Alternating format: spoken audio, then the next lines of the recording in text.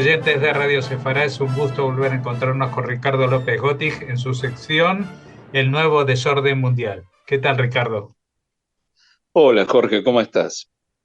Bueno, ya me dirás tú de qué nos vas a hablar, aunque alguna sospecha ya tengo que tiene que ver con lo que hoy en día es el centro de todos los debates, ¿no? Porque más allá de la guerra de Ucrania, que ya pasaron 2 años y seguirá para largo, pues lo que está pasando alrededor de Israel y fuera de Israel con el tema de Israel, ¿no?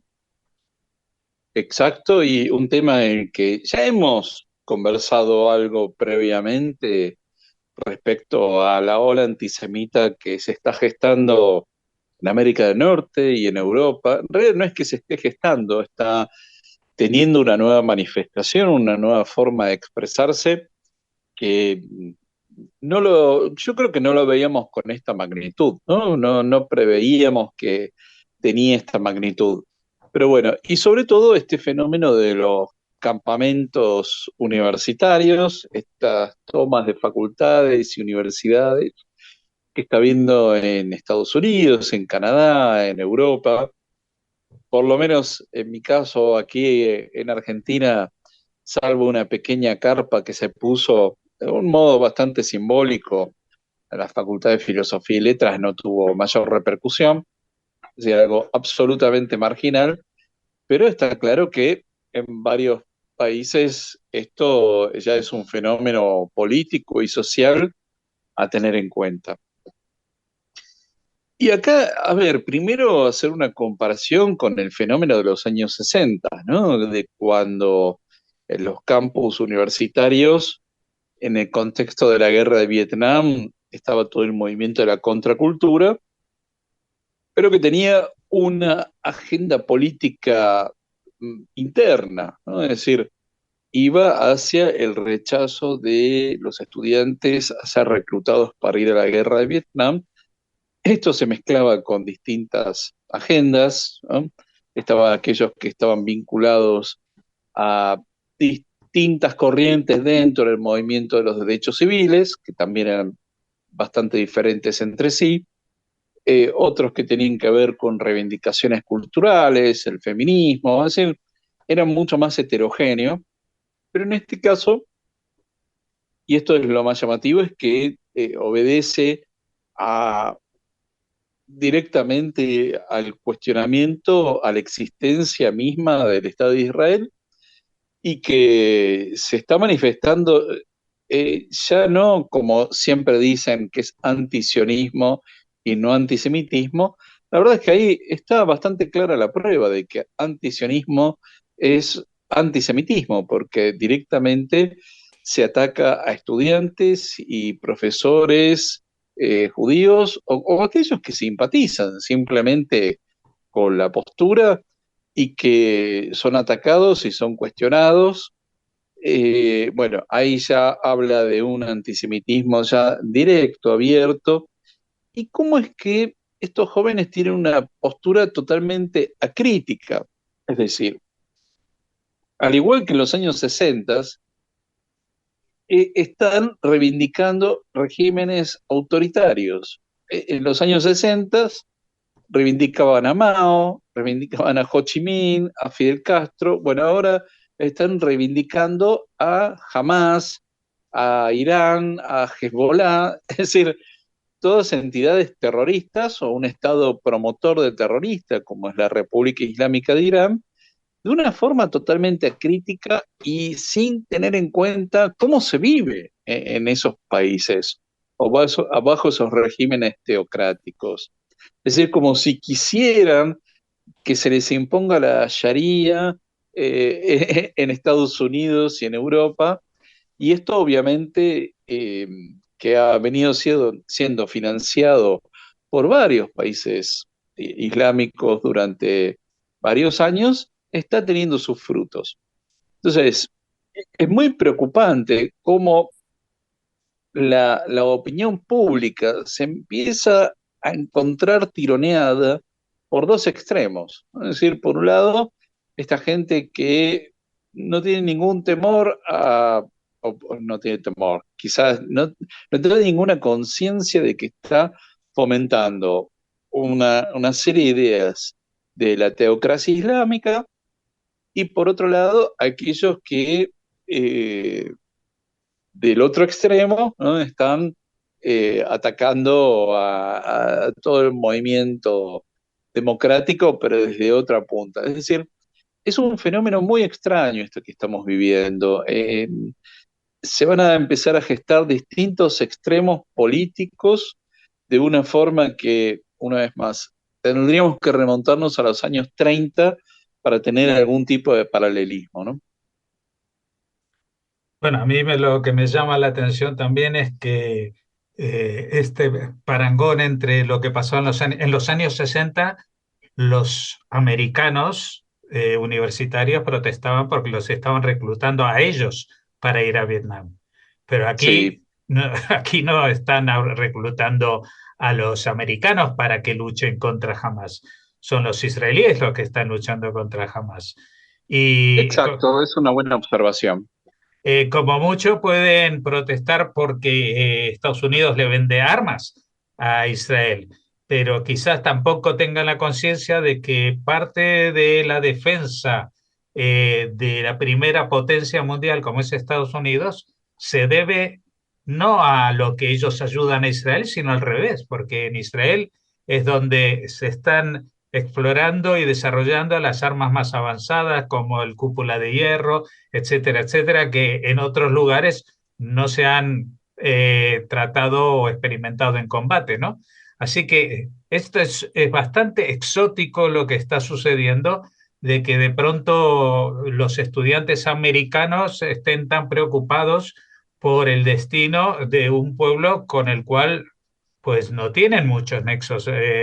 Recordemos que en Estados Unidos hay 6 millones de judíos, pero ¿cuántos palestinos viven en Estados Unidos? Yo creo que Claro. bastante menos, ¿no? Claro, y otra cuestión, es decir, hay una parte de la intelectualidad de Estados Unidos, y en este caso es interesante esto, ¿no? Porque la intelectualidad europea no ha tenido tanta presencia en esto, pero sí estamos viendo muchos intelectuales de Estados Unidos que están teniendo una gran simpatía por todo este movimiento.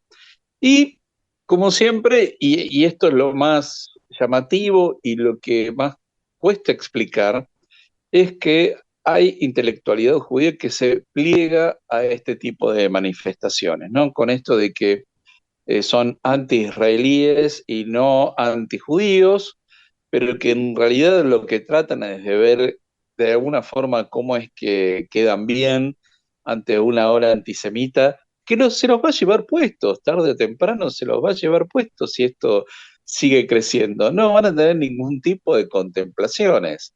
No, no. Pero bueno, Evidentemente tú hablabas del único parangón más o menos histórico sería más bien en los años 30 y hemos visto como a los inicios del extra o supernacionalismo alemán e italiano también hubo judíos que se plegaron a ellos hasta que descubrieron que no era el sitio que les correspondía, ¿no? exacto, cuando lo vieron ya era demasiado tarde. Pero la verdad es que es un fenómeno interesante desde el punto de vista de, a ver, es gente que se supone que se está formando y esto es algo que a mí particularmente me preocupa. Es decir, muchos de ellos, yo creo que muchos se van a quedar por el camino, ¿no? Porque con esto de estar en los campamentos sin estudiar, se van a perder sus carreras académicas, pero muchos de ellos van a alcanzar a graduarse. Y esa gente sale de las universidades de élite de Estados Unidos y va a tener un poder de influencia, ya sea porque van a ocupar cargos en la administración pública, en la política, en el mundo empresarial, en el periodismo, en la academia, y han venido formándose, primero con una actitud completamente acrítica de aceptar todo lo que se les diga desde teocracias. Es decir, esto es lo que a mí más me llama la atención, porque las otras manifestaciones totalitarias que hubo, iban hacia cierta racionalidad, si quiere, ¿no? Es decir, no tenían que ver con un contenido religioso, pero esto sí tiene que tener con un contenido religioso y además muy claro, muy evidente del maltrato hacia las minorías religiosas, hacia las mujeres, hacia el movimiento LGTB, es decir, uno sabe que no puede haber homosexuales ni lesbianas en el mundo islámico. Bueno, bueno, se suman a las marchas y descubren asombrados cuando son expulsados y aún así persisten. Es decir, que tratan de encajar de alguna forma en una causa que no conocen, que no entienden, que se puso de moda y que lamentablemente esta gente que va a tener título universitario y que va a ocupar distintas posiciones muy relevantes en las próximas décadas. Bueno, la verdad que esto no nos anima mucho de cara al futuro. No, no.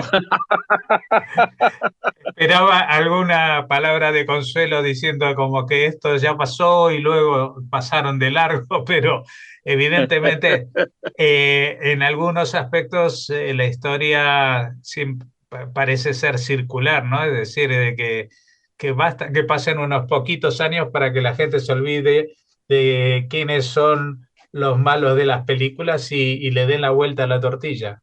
Sí, sí, no solo se olviden, sino que hasta empiezan a justificarlo, ¿no? Es muy grave lo que está ocurriendo y cómo es que hay una enorme distorsión sobre el pasado histórico muy reciente. No es que estamos hablando de algo de hace 300 años, 400 años, algo muy reciente. Es decir, la Shoah todavía hay sobrevivientes y lo cuestionan. Y hace 7 meses atrás fue la masacre que mataron a 1.200 personas, los más de 200 rehenes. Y lo están negando, ¿no? Entonces, bueno, lamentablemente estamos hablando de gente que cree lo que quiere creer, ve lo que quiere ver, y, y se supone que es gente que se está formando una vez más para tener altas posiciones en distintos ámbitos de la sociedad. Bueno, hoy con este mensaje poco poco positivo de cara al Realista. futuro. Pues sí, claro, ese es el problema de que el pesimismo suele ser más realista. Pues esperamos volver a encontrarnos dentro de poco y tener alguna noticia un poco que nos levante el ánimo diciendo que, bueno, que como la historia es circular, también después de la era de los totalitarismos, pues se acabó con ellos. Así que vamos a ver si esto también se acerca a ser una realidad dentro de poco. Muchas gracias por habernos atendido, Ricardo López Gotis, y hasta la próxima. Muchas gracias, Jorge, muchas gracias a la audiencia de Radio Sefarad. Y este es un pequeño aporte para eh, que siempre hacemos para tratar de llevar un poco de luz entre tantas sombras, ¿no? Por algo insistimos con este programa llamado El Nuevo Desorden Mundial para echar un poco de luz ante tanta oscuridad que nos rodea.